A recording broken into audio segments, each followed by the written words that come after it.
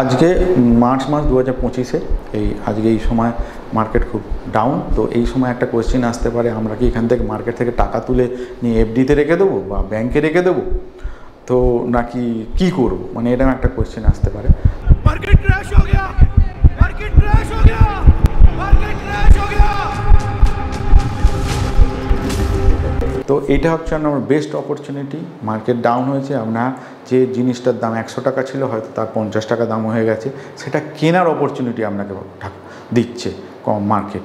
তো সেইটা নিন, একদিন ওইটাই 200 টাকা হয়ে যাবে, আপনি কিন্তু প্রফিট করতে পারবেন। সেই জন্য বলবো এই সময় চেষ্টা করবেন যতটা সম্ভব, যা খুব যদি হয় তো কিছু করার নেই, কিন্তু যতটা সম্ভব এখান থেকে কোনো টাকা এই মুহূর্তে তুলবেন না। যতটা সম্ভব পারবেন এখানে যেটুকুনি টাকা রাখেন, সে যদি 500 টাকা হোক কি 1000 টাকা কি 5000 টাকা যাই শিফট করুন, এটা চেষ্টা করবেন একদমই এখান থেকে মার্কেট থেকে না তোলা যায়, কেন এটা আপনি ফিউচারের জন্য রেখেছেন।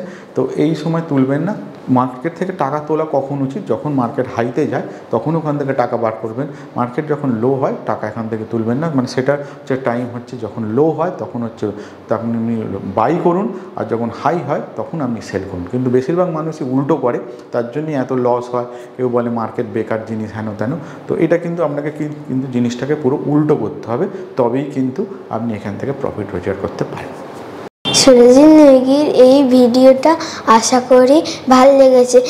এরকম আরও ভিডিও দেখতে হলে ইউটিউবে সেই চ্যানেলটিকে সাবস্ক্রাইব, তার সাথে লাইক, কমেন্ট, শেয়ার করে যাবেন।